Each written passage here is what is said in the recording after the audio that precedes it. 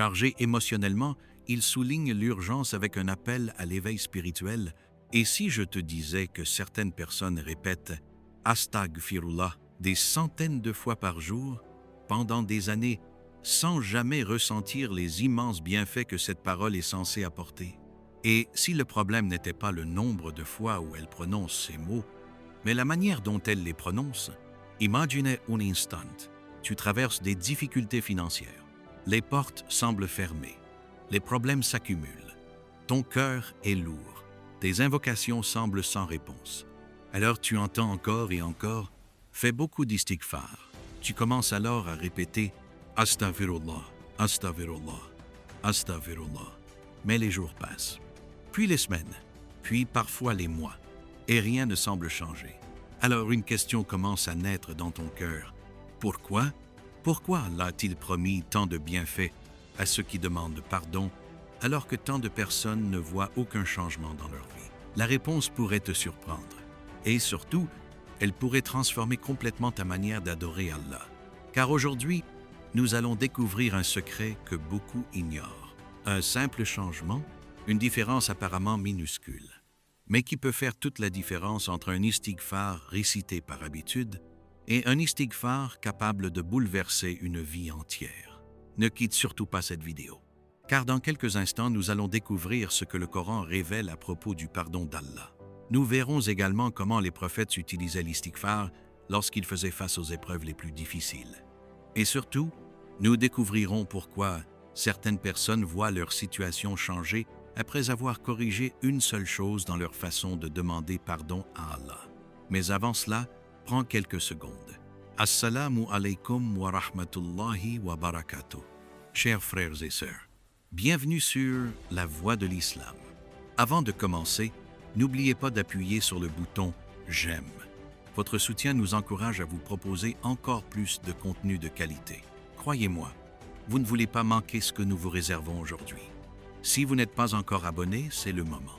Activez la cloche de notification pour être parmi les premiers informés de la sortie de nouvelles vidéos riches en enseignements sur la foi islamique. Partagez cette vidéo avec vos proches et laissez un commentaire ci-dessous. Écrivez simplement « Astaghfirullah wa atubu ilay ». Voyons combien de frères et sœurs souhaitent aujourd'hui revenir sincèrement vers Allah, car ce sujet concerne chacun d'entre nous, peu importe notre âge, peu importe notre passé, peu importe nos erreurs. Nous avons tous besoin du pardon d'Allah. Subhanallah, l'un des plus grands pièges de Shaitan est de faire croire aux croyants qu'il a trop péché pour être pardonné. Il lui murmure « Il est trop tard pour toi. Tu as commis trop d'erreurs. Allah ne te pardonnera jamais. » Mais ces pensées sont un mensonge, car Allah nous enseigne dans le Coran est supérieur à « Ô mes serviteurs qui avez commis des excès à votre propre détriment, ne désespérez pas de la miséricorde d'Allah. Certes, Allah pardonne tous les péchés. » Surat Az-Zumar, verset 53. Prends quelques secondes pour méditer cette parole. Allah pardonne tous les péchés.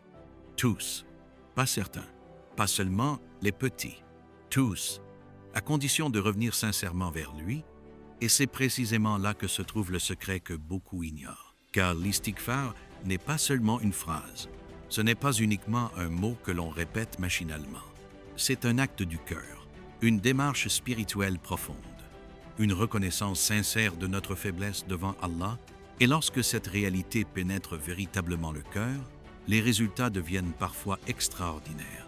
Dans cette vidéo, nous allons découvrir ensemble pourquoi Allah aime tant ceux qui demandent pardon, comment l'istighfar a ouvert des portes impossibles à certains croyants, ce que le prophète Mohammed, paix et bénédiction sur lui, nous a enseigné à ce sujet, et surtout le simple changement qui peut transformer complètement votre pratique de l'istighfar. Alors, restez jusqu'à la fin, car la dernière partie de cette vidéo contient un rappel que peu de musulmans appliquent réellement. Et pourtant, cela pourrait être exactement ce dont votre cœur a besoin aujourd'hui.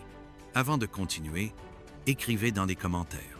Allah dit dans la sourate Ash-Shura, « Tout malheur qui vous atteint est dû à ce que vos mains ont acquis, et il pardonne beaucoup. » Surah Ash-Shura 42-30. Subhanallah, combien de fois avons-nous ignoré les avertissements? Combien de fois Allah nous a-t-il donné une nouvelle chance? Combien de fois avons-nous dit « Je me repentirai plus tard, sans savoir si nous atteindrons demain. Mes frères et sœurs, il y a une différence immense entre une épreuve et un châtiment.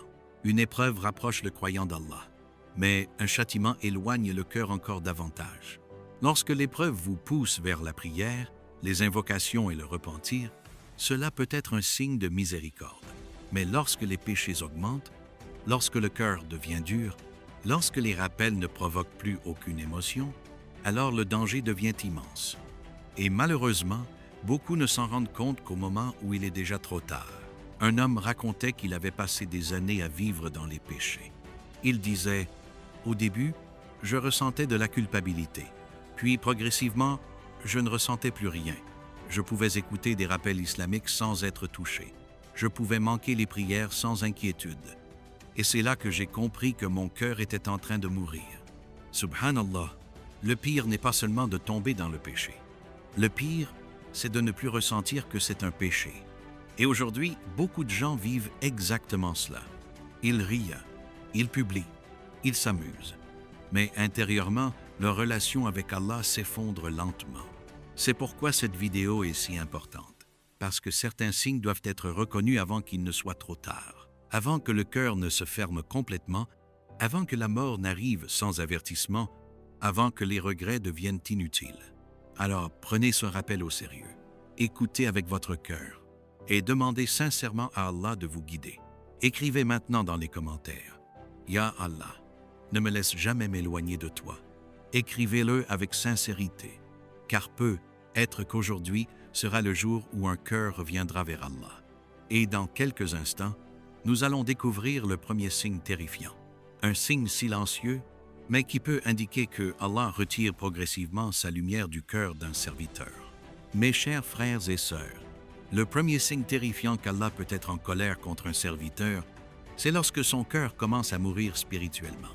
Et le plus dangereux, c'est que cela arrive lentement, silencieusement, sans bruit. Au début, le croyant ressent encore quelque chose lorsqu'il commet un péché. Il ressent de la honte, de la culpabilité. Il regrette. Il demande pardon à Allah. Mais lorsqu'une personne persiste dans les désobéissances sans repentir sincère, le cœur commence progressivement à se couvrir de ténèbres. Le prophète Mohammed, paix et bénédiction sur lui, a dit qu'à chaque péché, un point noir apparaît sur le cœur. Si la personne se repent, ce point disparaît. Mais si elle continue, le cœur finit par être entièrement obscurci. Et c'est là que commence le vrai danger. Car lorsque le cœur devient dur, les rappels ne touchent plus. Le Coran ne provoque plus de larmes. Les prières deviennent mécaniques. Et les péchés deviennent normaux. Subhanallah, certaines personnes peuvent regarder des heures de divertissement sans fatigue, mais ressentent un poids immense lorsqu'il s'agit de lire quelques versets du Coran. Certaines personnes trouvent l'énergie pour tout, sauf pour répondre à l'appel d'Allah. Et pourtant, elles pensent encore que leur foi va bien. C'est cela le piège. Allah dit dans le Coran. Puis après cela, vos cœurs se sont endurcis. Ils sont devenus comme des pierres ou plus durs encore. Surat al-Baqarah, Dua Pulan 74. Imaginez un cœur tellement dur qu'il n'est plus touché par les paroles de son Créateur. Un cœur qui entend parler de la mort, mais continue comme si de rien n'était. Un cœur qui sait que l'au-delà existe, mais vit uniquement pour cette dunya. Mes frères et sœurs, l'un des signes les plus effrayants est lorsque le péché ne vous dérange plus, lorsque vous pouvez désobéir à Allah sans ressentir de tristesse, lorsque vous retardez la prière sans culpabilité, lorsque vous écoutez des rappels sans être touché, lorsque vous entendez parler de l'enfer sans trembler intérieurement, car cela peut être le signe qu'Allah retire progressivement la lumière de votre cœur. Et malheureusement, beaucoup de gens ne réalisent cela qu'au moment où leur cœur devient presque impossible à réveiller. Regardez l'histoire de Pharaon. Au début, il n'est pas devenu l'un des pires tyrans du jour au lendemain. Son arrogance a grandi progressivement. Son cœur s'est endurci progressivement, jusqu'au jour où il a osé dire « Je suis votre Seigneur le plus élevé ». Subhanallah, quand le cœur est malade, même la vérité devient difficile à accepter. Et aujourd'hui encore, certains cœurs deviennent tellement attachés au péché qu'ils commencent à détester les rappels. Ils évitent les conseils. Ils fuient les vérités qui pourraient les changer, parce qu'au fond d'eux-mêmes, Leur cœur ne veut plus revenir vers Allah. C'est extrêmement dangereux. Mais voici quelque chose d'encore plus terrifiant. Certaines personnes pensent qu'elles sont rient, voyageant, publient leur vie sur les réseaux sociaux. Mais lorsqu'elles se retrouvent seules, le vide revient, l'anxiété revient, la tristesse revient. Pourquoi? Parce qu'aucun péché ne pourra remplacer la paix qu'Allah place dans le cœur du croyant sincère. Et lorsque cette paix disparaît, aucun plaisir de cette dunya ne peut réellement remplir ce vide. Un frère racontait « Je passais mes nuits dans les distractions, les péchés et les mauvaises fréquentations. Au début, je ressentais du remords, puis plus rien. Même les invocations de ma mère ne me touchaient plus. Un jour, j'ai entendu un verset du Coran parlant de la mort, et je me suis rendu compte que mon cœur était devenu froid. Ce soir-là, il est rentré chez lui. Il a prié, et pour la première fois depuis des années, il a pleuré devant Allah. Subhanallah. Voilà la différence entre un cœur vivant et un cœur mort. Le cœur vivant revient vers Allah lorsqu'il tombe, mais le cœur mort continue à tomber sans même demander pardon. Mes frères et sœurs, si aujourd'hui vous ressentez encore de la culpabilité après un péché, si votre cœur souffre encore lorsque vous vous éloignez d'Allah, alors remerciez Allah, car cela signifie que votre cœur est encore vivant. Il y a encore de l'espoir, mais ne jouez pas avec cela, parce qu'un cœur peut mourir progressivement, et personne ne sait à quel moment la porte du repentir se refermera pour lui. Allah dit, « Le jour où ni les biens ni les enfants ne seront d'aucune utilité, sauf celui qui vient à Allah avec un cœur saint. » Surah Ash-Shu'ara 26-88-89. Posez-vous cette question honnêtement. Quand avez-vous pleuré pour la dernière fois par peur d'Allah? Quand avez-vous ressenti une vraie émotion en écoutant le Coran? Quand avez-vous demandé pardon avec sincérité? Car beaucoup de gens aujourd'hui ont des corps vivants, mais des cœurs morts. Et le plus tragique, c'est qu'ils ne s'en rendent même pas compte. Écrivez maintenant dans les commentaires « Ya Allah, purifie mon cœur ». Écrivez-le sincèrement, parce qu'un simple commentaire peut être le début d'un retour vers Allah. Et surtout, ne quittez pas cette vidéo maintenant, car le deuxième signe est encore plus terrifiant. Beaucoup de personnes pensent que Allah est satisfait d'elles simplement parce que leur vie semble facile, alors qu'en réalité, elles peut être en train d'avancer vers leur destruction sans le comprendre. Mes chers frères et sœurs, après avoir entendu le premier signe, certains ressentent peu, être déjà une peur dans leur cœur. Et cette peur peut être une miséricorde d'Allah. Parce qu'un cœur qui s'inquiète encore pour sa foi est un cœur qui possède encore une lumière. Mais maintenant, préparez-vous au deuxième signe, car il est encore plus subtil, encore plus trompeur. Et malheureusement, beaucoup de gens le prennent pour une bénédiction alors qu'il peut être un avertissement extrêmement dangereux. Écoutez attentivement. Certaines personnes pensent « Ma vie va bien, donc Allah est forcément satisfait de moi. » Elles regardent leurs biens, leur argent, leur réussite, leur confort, leur popularité, et elles croient que tout cela est une preuve qu'Allah les aime. Mais mes frères et sœurs, ce n'est pas toujours vrai. Parfois, les plus grandes bénédictions peuvent devenir les plus grandes épreuves. Subhanallah. Imaginez une personne qui désobéit constamment à Allah, mais dont la vie continue de s'améliorer. Elle gagne plus d'argent, elle devient plus célèbre, elle obtient ce qu'elle veut. Alors elle pense, si Allah était en colère contre moi, pourquoi me donnerait-il tout cela? Et c'est là que le piège devient terrifiant. Parce que Allah peut parfois laisser une personne avancer dans ses péchés jusqu'à ce qu'elle oublie complètement le retour vers lui. Allah dit dans le Coran, « Puis, lorsqu'ils oublièrent ce qu'on leur avait rappelé, nous leur ouvrîmes les portes donnant sur toutes choses. Et lorsqu'ils exultaient de joie pour ce qui leur avait été donné, nous les saisîmes soudainement. » Surah Al-An'am 644. Prenez un instant pour réfléchir à ce verset. Allah décrit des gens qui recevaient énormément. Les portes de la dunya leur étaient ouvertes. Tout semblait parfait.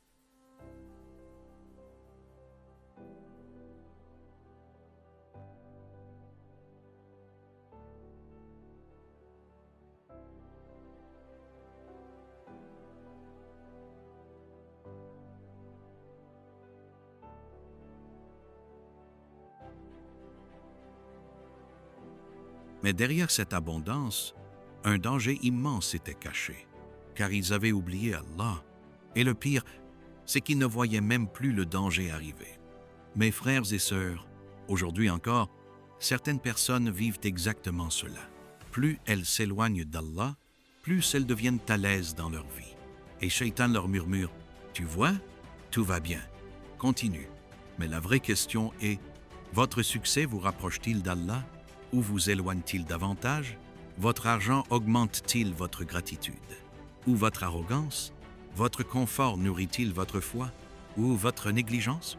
Parce qu'une bénédiction qui vous éloigne d'Allah peut devenir un piège spirituel extrêmement dangereux. Et ce que nous allons découvrir maintenant pourrait bouleverser la manière dont vous regardez votre propre vie. Car le deuxième signe terrifiant concerne précisément cela, le moment où une personne continue à pécher sans voir de conséquences immédiates. Et croyez-moi, c'est l'un des pièges les plus effrayants dans lesquels un être humain peut tomber. Alors restez jusqu'à la fin, parce que la suite pourrait être le réveil spirituel que votre cœur attendait depuis longtemps. Et avant de continuer, écrivez dans les commentaires « Je veux me rapprocher d'Allah avant qu'il ne soit trop tard », car reconnaître le danger est parfois le premier pas vers la miséricorde d'Allah. Mes chers frères et sœurs, voici maintenant le deuxième signe. Et croyez-moi, il est tellement dangereux que beaucoup de personnes tombent dedans sans jamais réaliser ce qui leur arrive. Le deuxième signe terrifiant qu'Allah peut être en colère contre un serviteur, c'est lorsque cette personne continue à désobéir à Allah, mais ne voit aucune conséquence immédiate. Au contraire, sa vie semble parfois devenir meilleure. Et c'est précisément là que commence le piège. Parce que beaucoup pensent, si Allah était en colère contre moi, ma vie serait immédiatement détruite. Mais Allah ne punit pas toujours instantanément. Parfois, il laisse du temps. Parfois, il laisse le serviteur continuer.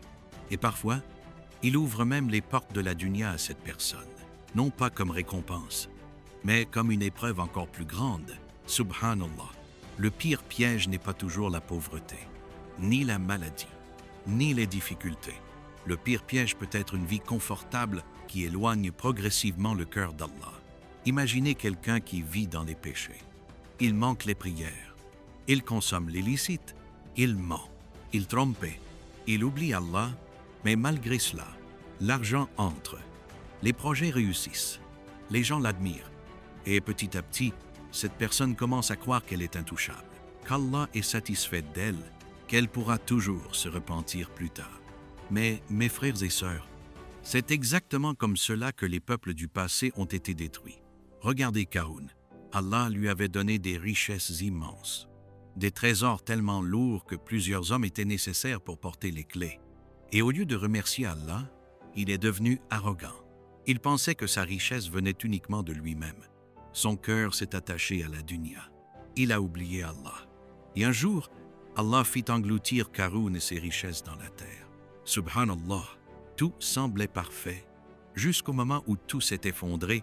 Et aujourd'hui encore, beaucoup de gens vivent avec cette illusion dangereuse. Ils pensent « je suis heureux, donc tout va bien ». Mais le bonheur temporaire n'est pas toujours un signe de satisfaction divine. Parfois, Allah laisse la personne avancer dans son illusion jusqu'à ce qu'elle se retrouve face à la réalité brutalement. Le peuple de Nu a également reçu d'innombrables avertissements.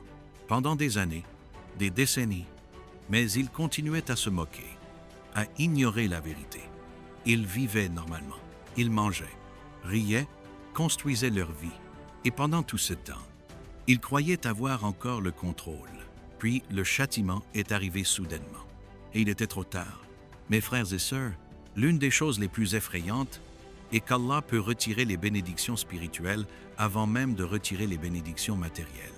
Une personne peut encore avoir de l'argent, une maison, des amis, du succès, mais perdre la paix intérieure, la lumière du cœur, la douceur de la foi, la proximité avec Allah. Et cette perte-là est bien plus grave, car lorsque la relation avec Allah s'effondre, même toute la dunya ne suffit plus à remplir le vide intérieur. Regardez combien de célébrités, de personnes riches ou influentes tombent dans la dépression, l'anxiété, les addictions, le désespoir. Pourquoi? Parce que le cœur humain a été créé pour adorer Allah. Et lorsqu'il s'éloigne de son Créateur, Aucun plaisir ne peut réellement le satisfaire durablement. Un homme racontait « Je gagnais beaucoup d'argent. J'avais tout ce que je pensais vouloir. Mais chaque nuit, je ressentais un vide terrible. Plus je péchais, moins je ressentais de culpabilité. Et c'est cela qui m'a finalement fait peur. » Subhanallah, le danger n'était pas seulement le péché. Le danger était qu'il s'habituait au péché. Et beaucoup de gens vivent exactement cela aujourd'hui. Au début, le péché choque, puis il devient normal, puis il devient une habitude, puis il devient une identité. Et à ce moment-là, le cœur commence à accepter ce qu'Allah déteste. Mes frères et sœurs, le prophète Mohammed, paix et bénédiction sur lui, nous enseignait que lorsqu'Allah veut du bien à un serviteur, il lui permet de voir ses fautes et de revenir vers lui. Mais lorsque la personne devient aveugle à ses propres péchés, le danger devient immense, parce qu'elle avance vers Allah avec un cœur rempli de négligence. Et le plus terrifiant, c'est que la mort peut arriver à n'importe quel moment. Imaginez mourir alors que votre cœur était éloigné d'Allah. Imaginez rencontrer Allah après avoir constamment repoussé le repentir, après avoir dit « plus tard », alors que personne ne possède la garantie d'atteindre demain. Mes frères et sœurs, ne laissez pas Shaitan vous tromper avec la facilité temporaire de cette dunya. Tout ce que vous possédez aujourd'hui peut disparaître en un instant, mais votre relation avec Allah, c'est elle qui déterminera votre véritable réussite. Posez-vous cette question honnêtement. Lorsque vous péchez, ressentez-vous encore le besoin de revenir vers Allah ou êtes-vous devenu à l'aise dans la désobéissance? Car l'habitude du péché est un poison silencieux. Et certains ne réalisent sa gravité qu'au moment où leur cœur devient extrêmement dur. Écrivez maintenant dans les commentaires « Ya Allah, accorde-moi un repentir sincère. » Écrivez-le avec votre cœur, parce que personne parmi nous n'est parfait. Mais les meilleurs sont ceux qui reviennent sincèrement vers Allah avant qu'il ne soit trop tard. Et surtout, ne partez pas maintenant, car dans la prochaine partie, nous allons voir comment revenir vers Allah, même si vous pensez être allé trop loin. Et croyez-moi, ce passage peut redonner espoir à des personnes qui pensaient que leur cœur était déjà perdu pour toujours. Mes chers frères et sœurs, après avoir entendu ces signes terrifiants, certaines personnes ressentent peut-être de la peur, d'autres ressentent du regret. Et peut être même que certains pensent en ce moment « J'ai tellement péché, est-ce qu'Allah peut encore me pardonner ?» Écoutez attentivement, car ce que vous allez entendre maintenant est l'une des plus grandes preuves de la miséricorde d'Allah. Peu importe votre passé, peu importe vos fautes, peu importe le nombre de fois où vous êtes tombé, la porte du repentir reste ouverte tant que votre âme n'a pas atteint la gorge. Subhanallah, Allah dit dans le Coran « Ô mes serviteurs, qui avez commis des excès à votre propre détriment, ne désespérez pas de la miséricorde d'Allah, car Allah pardonne tous les péchés. » Sourate Az-Zumar, 30 și 9, 50 și 3. Regardez la beauté de ce verset. Allah s'adresse même aux grands pécheurs. Il ne dit pas « ne revenez pas ». Il dit « ne désespérez pas ».